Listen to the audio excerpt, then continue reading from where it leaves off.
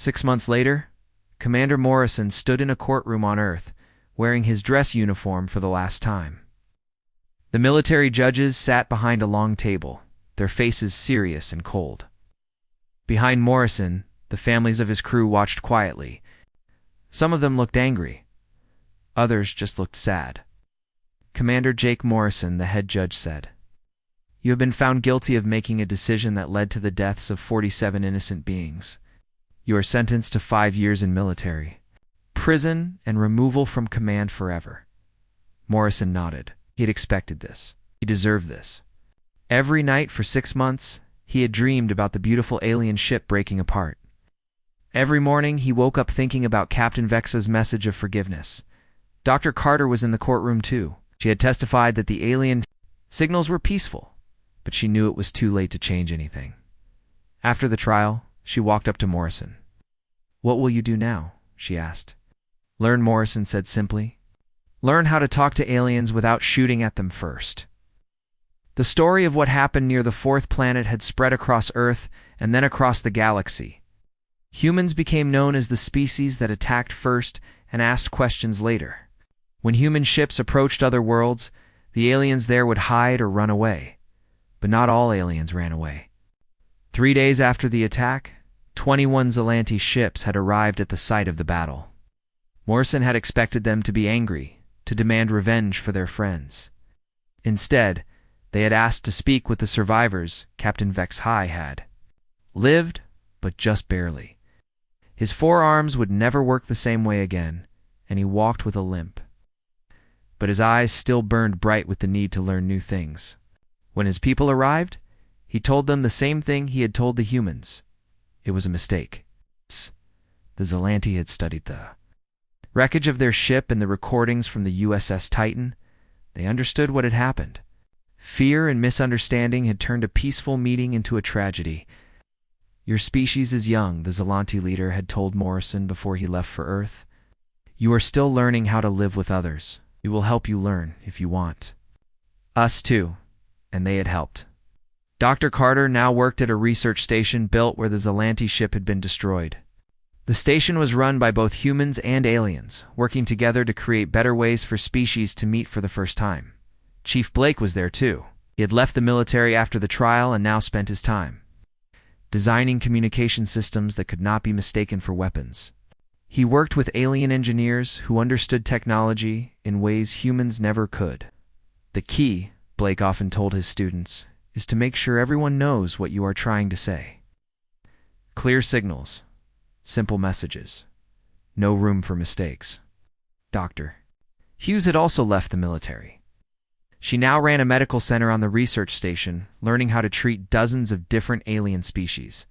The Zelanti had taught her healing, techniques that seemed like magic to human doctors. The research station was called Hope Point, and it floated in space near where the Zelanti ship had died. Every day, ships from different species came there to learn how to talk to each other safely. The station had prevented 12 potential conflicts in its first year of operation. Morrison served his 5 years in prison, spending his time reading about alien cultures and learning their languages. When he was released, he was offered a job at Hope Point. The person who offered him the job was Captain Vex High. "Why?" Morrison asked when they met again. "Why would you want me there? I destroyed your ship. I killed your friends." Psst. Vex High looked at him with those bright eyes. "Because you understand the cost of mistakes," he said in perfect English, which he had learned during Morrison's imprisonment. "You will work harder than anyone to make sure it never happens again." Morrison's new job was to train human military officers in peaceful first contact. He taught them about the day when fear had made him give the wrong order. He showed them recordings of the Zelanti ship breaking apart. He made sure they understood that shooting first was not always the right choice. "Remember," he would tell each new class, "the aliens you meet might be trying to say hello. Listen before you shoot. Think before you act. Learn from my mistake." Years passed. The research station grew bigger. More species joined the project. Humans slowly learned how to meet new aliens without violence. The galaxy became a little safer, a little more peaceful, but humans still had a reputation. Other species still remembered the story of the USS Titan and the research ship that died trying to make friends. When human ships approached alien worlds, the aliens were always careful, always ready to run or fight. Morrison understood this. He'd given humanity a reputation that would take generations to overcome. But he also saw hope in the young officers. He trained in the scientists working at Hope Point, in the aliens who were willing to give humans a second chance. One day, 10 years after the battle, Morrison was walking through the memorial garden at Hope Point. The garden had flowers from 47 different worlds, one for each Zelante who had died. In the center was a statue of Captain Vexhai. His forearms spread wide in the universal gesture of greeting. Captain Vexhai himself was there, tending to a plant from his home world. He was older now, and his injuries had never fully healed. But he still worked every day to help different species understand each other. "Do you ever regret it?" Morrison asked. "Forgiving us? Helping us?" Vexhai looked up from his plant. "Every species makes mistakes when they are young," he said. "The important thing is learning from them. You have learned. Your people are learning." Morrison nodded. He looked around the garden at the flowers from dozens of worlds, at the research station where humans and aliens worked together. It was beautiful, but it had been built on the grave of a peaceful ship and 47 innocent lives. "It will take a long time," Morrison said, "for people to trust humans again." "Yes, Vexhai. Agreed. But time is what we have. And hope. Always hope." Above them, ships from a dozen different species came and went from Hope Point, carrying the message that even the worst mistakes could be forgiven, and that understanding was always possible. If people were willing to try, the galaxy was still a dangerous place, but it was also full of second chances. The beautiful white hull of the Zelante ship cracked like an eggshell. The kinetic interceptors punched through the metal, creating holes that let all the air rush out into space. Inside the ship, alarms screamed as systems failed one by one. Captain Vexhai was thrown against the wall as his ship shook from the impacts. He could hear the sound of metal tearing and air rushing out through the holes. Emergency lights flashed red, making everything look like a nightmare. "Damage report," he called out, pulling himself back to his feet. Science Officer Yithmora was bleeding from a cut on her forehead, but her hand still worked on her console. "Hull breaches on decks 3, 5, and 7. Main power is down to 30%. Communication Officer Zathera was trapped under a piece of broken ceiling, but she was still alive. "I sent the message to the humans," she said weakly. "Told them we forgive them." Vexhai felt his heart breaking. His ship was dying, his crew was hurt, and it was all because of a terrible mistake. But he was not angry at the humans. He was sad for them. They were so afraid of everything that they could not see friends when friends came to visit on the USS Titan.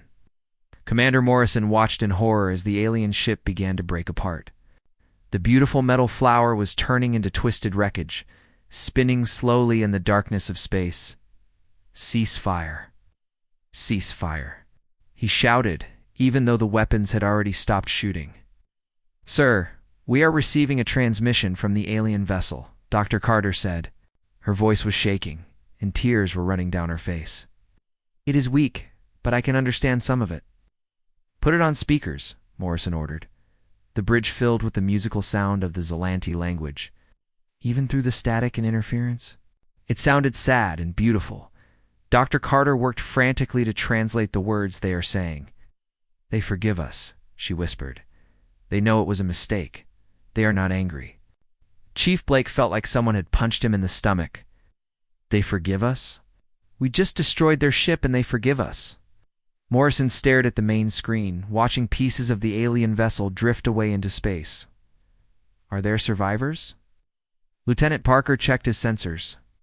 "I am reading life signs, sir. Not many, but some. 3, maybe 4 individuals still alive. All hands, emergency rescue operations," Morrison announced over the ship's communication system. "Medical teams to Shuttle Bay 1. Engineering teams, prepare damage control equipment." Dr. Carol Hughes, the ship's medical officer, was already running toward the shuttle bay. She was a small woman with gray hair and gentle hands that had saved many lives. But she had never tried to save aliens before. What do I need to know about their biology? She asked Dr. Carter over the radio. I do not know, Carter replied. But they breathe oxygen like us, and they have red blood. I can see it on the wreckage. Chief Blake was preparing a rescue shuttle when Morrison stopped him. I want to go myself, the commander said. Sir, that is not safe. The alien ship is still breaking apart? I gave the order to fire, Morrison said quietly. I need to see what I did. The rescue shuttle launched from the USS Titan and flew carefully toward the wreckage of the Zelante ship. Morrison piloted it himself, moving slowly through the floating pieces of metal and debris. Through the shuttle's windows, he could see the inside of the alien ship. It was not a warship. It was clearly a research vessel. There were laboratories full of scientific equipment. There were rooms with comfortable chairs and art on the walls. There were gardens with strange plants from other worlds. This was a ship built for learning and exploration, not for fighting. My God, Morrison whispered. What have we done? They found the survivors in what looked like the ship's command center. Captain Vexai was badly hurt, but he was still trying to help his crew.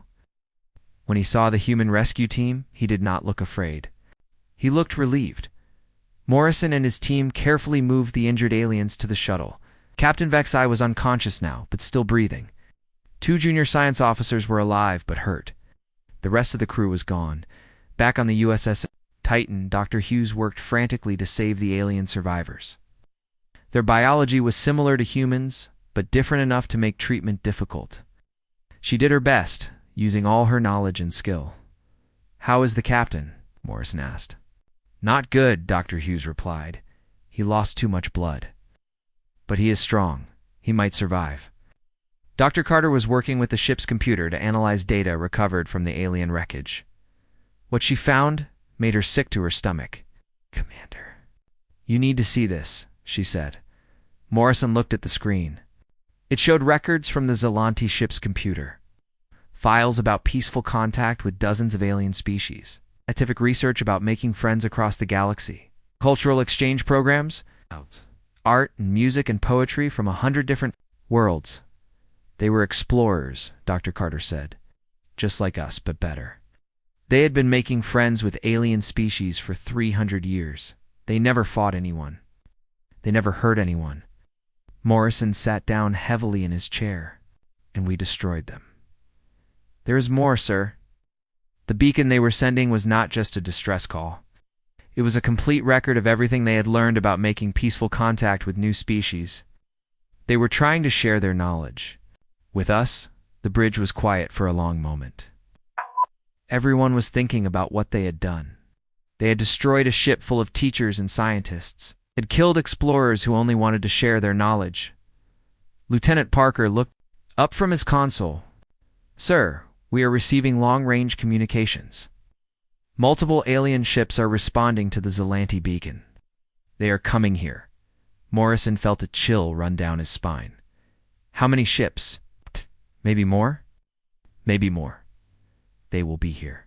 In 6 hours, Morrison thought about what would happen when the other alien ships arrived. They would find the wreckage of the research vessel. They would find their friends dead or dying. They would want to know what happened. What do we tell them? Chief Blake asked quietly.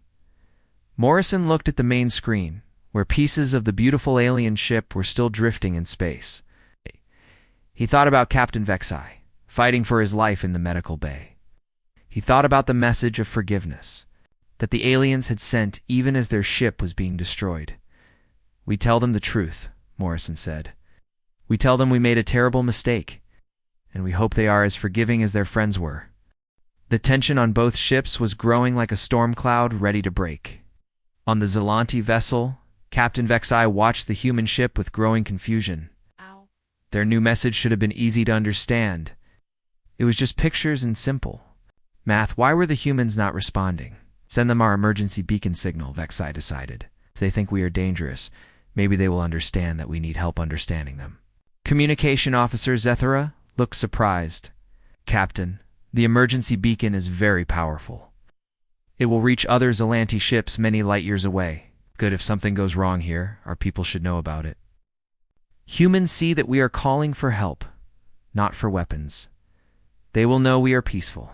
As the Thera began powering up the emergency beacon. Alright. It was the strongest signal the Zilani ship could send.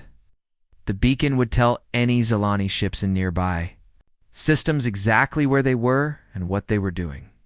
It would also send all their research data in case something happened to their ship. But the emergency beacon was not just a radio signal.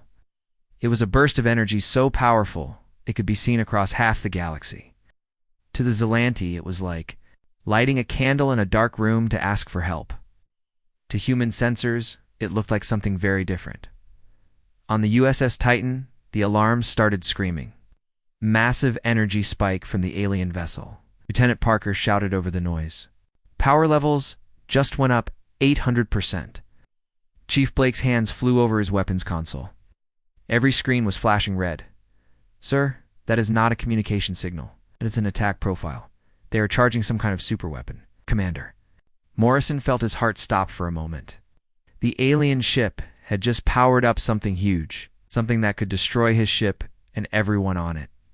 He thought about his crew, about Dr. Carter working so hard to understand the aliens, about young Parker at his first deep space assignment. Time to impact? Morrison asked. Unknown, sir. What? But with that much power, they could destroy us in one shot. Dr. Carter was staring at her screens in shock. The signal was so strong it was overloading her computers. Wait, this might not be a weapon. The pattern is all wrong for an attack. Looks more like... But her voice was lost in the noise of alarms and shouting voices. Morrison had seconds to make a decision. His training told him to protect his ship. The memory of Aurora Station told him not to trust aliens who said they were peaceful. Instinct, he had told him the alien ship was about to attack. All hands, battle stations, Morrison ordered. Activate point defense systems. The USS Titan's point defense systems were designed to stop missiles and energy beams before they could hit the ship. They were fast, automatic, and deadly. Once turned on, they would shoot at anything that looked like a threat. Chief Blake's finger moved toward the activation button. Sir, are you sure? Once I turn these on, they will fire automatically at any incoming projectile. Morrison looked at the alien ship. It was still beautiful, still looked peaceful, but it was also charging up enough power to destroy them. Thought about his duty to protect his crew. Do it, he said. The point defense systems came online with a sound like thunder. Dozens of small cannons emerged from hidden ports on the USS Titan's hull. They turned toward the alien ship and locked onto the energy signature of the emergency beacon.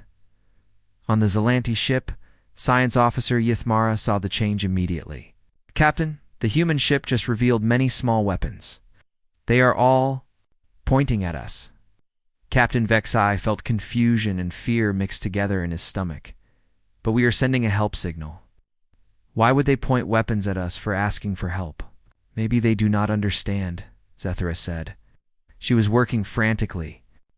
To complete the beacon transmission, I am almost finished sending the signal. Maybe when it is done, they will see that it was not dangerous. But it was too late for explanations. The USS Titan's computer had identified the Zilanti emergency beacon as an incoming missile. To the computer, it looked like a massive energy projectile heading straight for them. The point defense system did what it was designed to do. It fired. Dozens of kinetic interceptors launched from the human ship. They were small metal slugs moving at incredible speed, designed to destroy incoming missiles before they could hit their target. Each one was no bigger than a coin, but moving fast enough to punch through solid steel. Interceptors away, Chief, Blake reported. Then he looked at his screen more carefully. Wait, that signal is not moving toward us. It is broadcasting in all directions. Dr. Carter was screaming now, trying to make herself heard over the alarms. It is not a weapon. It is a distress call. They are asking for help. Morrison felt the world stop around him. What? The signal pattern, sir. It is a beacon. They're calling for rescue, not attacking us. Morrison looked at the main screen and felt his blood turn to ice. The kinetic interceptors were already halfway to the alien ship. There was no way to stop them or recall them. Emergency stop on all interceptors, he ordered, knowing it was useless. Cannot do it, sir, Blake said, his voice hollow. They have no engines. They're just chunks of metal now. On the Zelani ship, Ythmora saw the incoming projectiles on her sensors. Captain, the humans just fired something at us. Multiple objects, very fast. Captain Vexai stared at the screen. After 300 years of peaceful contact with dozens of species, he could not believe what he was seeing. Are you sure they are weapons? Yes, Captain. Impact in 30 seconds. Vexai thought about his crew, about all the wonderful discoveries they had made together, about the families waiting for them at home. He thought about the humans, who seemed so afraid of everything that they shot first and asked questions later. Send a message to the humans, he said quietly. Tell them we forgive them. Tell them we know this was a mistake. Zethara's hands were shaking as she tried to send the message. But there was no time. The human projectiles were moving too fast. 15 seconds to impact, Ythmora said. Captain Vexai closed his 4 eyes and hoped that someday his people and the humans would meet again under better circumstances. The kinetic interceptors hit the Zelante ship like invisible hammers, punching through the beautiful white hull as if it were made of paper. The Zelante friendship message traveled through space like a song made of light and math. On their ship, Communication Officer Zethara smiled as she watched the signal reach the human vessel. The message contained pictures of their home world, mathematical proof that they understood science and music from their greatest artists. The signal is strong and clear, Zethara reported to Captain Vexai. They should be able to understand that we come in peace. On the human ship, the message was causing problems. The USS Titan's computer systems had been built by programmer Kate Sullivan 3 years ago, back when humans were fighting the Krell pirates. Kate had made the computers very careful about unknown signals. Too careful, maybe. What the hell is this? Chief Blake said, staring at his screen. The alien signal was doing strange things to their systems. It was not attacking them, but it was making changes to how the computers worked. Dr. Carter was working fast, trying to understand this alien message. Her hands moved quickly over her keyboard as she tried to break down the signal into parts she could read. It is definitely a greeting, she said. Look at these patterns. They're showing us pictures. Pictures of what? Commander Morrison asked. He stood behind her, watching the screens. Their world, I think. And look here. They are showing us math problems, and then solving them. They want to prove they are smart. But even as Dr. Carter worked to understand the message, the ship's computer was getting worried. The alien signal was too complex, too powerful. It was changing how the ship's systems talked to each other. To a computer built to fight wars, this looked like an attack. Lieutenant Parker looked up from his station, his young face pale. Sir, the alien signal is interfering with our navigation computer and our weapons computer and life support. Morrison felt his blood turn cold. Are they trying to take control of our ship? I do not know, sir, but our systems are acting strange. On the Zelante ship, Science Officer Ythmora was studying the human vessel with great interest. Captain, their ship is fascinating. It is so different from ours. They build everything to be strong, not beautiful. What about their response to our message? Captain Vexai asked. Nothing yet. But their power levels are changing. I think they are thinking about what to do. Ythmora did not know that the changes in power were the human ship getting ready for battle. Zelante had never met a species that prepared for war when someone said hello. Dr. Carter was getting frustrated. She could see that the alien message was peaceful, but she could not make the ship's computer understand that. The signal is not an attack, she told Morrison. It is just very advanced, more advanced than our systems can handle easily. But it is messing with our computers, Morrison said. Yes, but not on purpose. It is like playing music too loud in a room full of windows. The music is not trying to break the windows, but it might happen anyway. Morrison looked at the alien ship on the main screen. It still looked peaceful, floating there like a metal flower. But his computers were telling him it was dangerous. His training was telling him to be ready to fight. The memory of Aurora Station was telling him not to trust anything. How long do you need to figure out what they are saying? He asked Dr. Carter. Maybe an hour? Maybe 2? This is completely new, sir. No one has ever seen language patterns like these. Morrison nodded, but he was thinking about time. If the aliens were planning to attack, they might not have an hour. Chief Blake was watching his weapon systems carefully. Sir, recommend we power up defensive systems only. Keep weapons cold, but get our shields ready. Do it, Morrison said. USS Titan's defensive systems came online with a low hum that everyone on the bridge could feel. The ship was not pointing weapons at the aliens, but it was getting ready to protect itself. On the Zelanti ship, this change did not go unnoticed. Captain, Yithmara said, her musical voice sounding worried now. The human ship just activated something. Their energy patterns changed. Weapons? Captain Vexai asked. I do not think so, but something defensive maybe. Are they afraid of us? Captain Vexai thought about this. In 300 years of meeting new species, the Zelanti had never met anyone who was afraid of them. They were scientists and artists, not warriors. Why would anyone be afraid? Send another message, he decided. Make it simpler this time. Just mathematics and pictures of us. Show them we are peaceful. Zathera started working on a new message. This one used less power and simpler patterns. But she made one mistake. She used the same frequency as the first message, thinking it would help the humans understand that both messages came from friends. On the human ship, Dr. Carter saw the new signal coming in. Another message, she announced. This one is simpler. Lieutenant Parker was looking at different readings, sir. They are using the same frequency as before. The one that was messing with our systems. Morrison felt the trap closing around him. The aliens were sending another signal on the same frequency that had caused problems. Were they testing human defenses? Were they getting ready to attack? Chief Blake said quietly, if they send a signal strong enough, they could shut down our life support, or our engines. We would be helpless. Morrison looked at Dr. Carter. She was working frantically, trying to read the new message. What does this one say? I am not sure yet. But the first part looks like they are showing us pictures of themselves. They have 4 arms and blue skin. They look ... gentle. But even as she spoke, the ship's computer was getting more worried. 2 signals on the same frequency. Interference with multiple systems. To a computer built for war.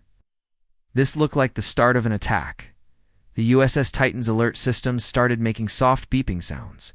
Not full alarms yet, but warnings. The computer was getting ready to protect the ship. Commander Morrison stood on his bridge, looking at the peaceful alien vessel, listening to his computer tell him it might be dangerous. He had to make a choice, trust the aliens or trust his training. The memory of Aurora Station burned in his mind. Dead children, dead families, all because a captain had trusted aliens who said they came in peace. Time was running out, and Morrison did not know which choice would save his crew. The stars looked cold and distant through the bridge windows of the Zelanti research ship. Captain Vexai stood with his forearms folded behind his back, watching the empty space around them. His blue skin had dark patches that showed he was getting old, but his eyes still burned bright with the need to learn new things. Captain, we found something, said Science Officer Yithmora from her station. Her voice had the musical sound that all Zelanti voices had, like wind chimes in a soft breeze. There is a ship near the 4th planet. It is not like any ship in our records. Vexai walked over to look at the screen. The ship was small compared to their research vessel, but it had a strange shape. It was long and narrow with points. Sticking out from its sides, the metal looked dark and rough, not smooth like Zelanti ships. How far away? Vexai asked. 2 million kilometers, Captain. They have not seen us yet, I think. Vexai nodded. For 300 years, the Zelanti had traveled through space, meeting new people and learning about different worlds. They had met the peaceful Corvani, who sang to make their ships fly. They had learned from the wise Thex, who could live for 1,000 years. Every meeting had been good. Every new friend had made the galaxy feel less lonely. This is why we came here, Vexai said to his crew. The report said there might be a new species in this system. a species that fights wars but also builds beautiful things. They call themselves humans. On the human ship, Commander Jake Morrison was drinking his morning coffee when the alarm started. He was a tall man with gray hair and scars on his hands. From old battles, his uniform was clean but worn, like everything else on the destroyer. "What do we have?" Morrison asked, as he walked onto the bridge. "Unknown contacts, sir," said Lieutenant Ben Parker from the sensor station. Parker was young, maybe 25, with nervous hands that always moved when he talked. "Big ship, about 8 kilometers long, just appeared on our screens." Morrison felt his stomach get tight. The last time an unknown ship had appeared near human space, it had been the Krell pirates. It killed everyone on Aurora Station before help could arrive. Morrison had been the one to find the bodies. "Are they moving toward us?" Morrison asked. "No, sir. They're just sitting there, but they are doing scans of our ship." Morrison walked to the big screen at the front of the bridge. The alien ship looked like a white flower made of metal. It had no weapons that he could see, but that did not mean much. The Krell ships had looked peaceful too until they started shooting. "Get me Dr. Carter," Morrison said. Dr. Lisa Carter was in her small office, working on language programs when the call came. She was a small woman with red hair and thick glasses. She had learned 12 alien languages, but she had never talked to a completely new species before. "Captain wants you on the bridge," the voice said over the speaker. "We have first contact." Carter felt her heart start beating fast. This was what she had trained for her whole life. She grabbed her language computer and ran to the bridge. "What do we know?" she asked Morrison. "Big ship, no weapons we can see, doing scans of us. They have not tried to talk yet." Carter looked at the alien ship on the screen. It was beautiful, like art floating in space. "Let me try to make contact. Maybe they are just curious." "Maybe," Morrison said, but he did not sound sure. "Chief Blake, bring all weapons online, but keep them powered down. I do not want to look threatening, but I want to be ready." Chief Weapons Officer Ryan Blake was a big man with dark skin and careful eyes. He had been in more space battles than anyone else on the ship. "Yes, sir. All systems ready but cold." On the Zelanti ship, Ythmora was getting excited. "Captain, look at this. Their ship has so many different metals, and the way it is built is so strange. They put armor on the outside, but they also have big windows. It's like they want to fight and explore at the same time." "What about weapons?" asked Communication Officer Zathera. She was younger than the others, with bright green eyes that showed her interest in everything. "Many weapons, but they are not turned on. I think they are being careful, like us." Captain Vexai made a decision. "Send them our friendship message. Use the old signals that have worked with every species we have met." Zathera started working at her station. The friendship message was simple. It used math and pictures to show that the Zelanti came in peace. It had worked with 43 different species over the years. On the human ship, Dr. Carter watched her screens as signals came in from the alien vessel. "They are trying to talk," she said, excitement in her voice. "The signals are complex. Mathematical patterns, but also something else."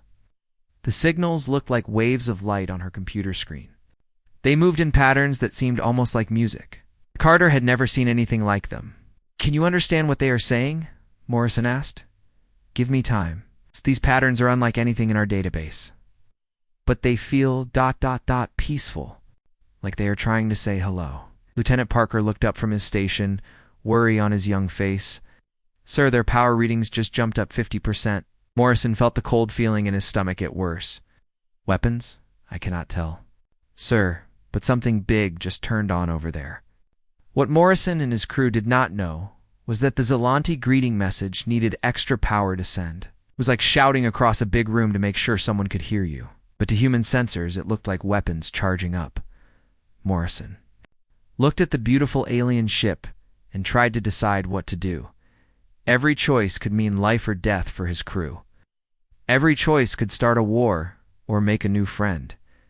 The two ships sat in the cold darkness of space, both trying to say hello, both starting to get scared. Time was running out.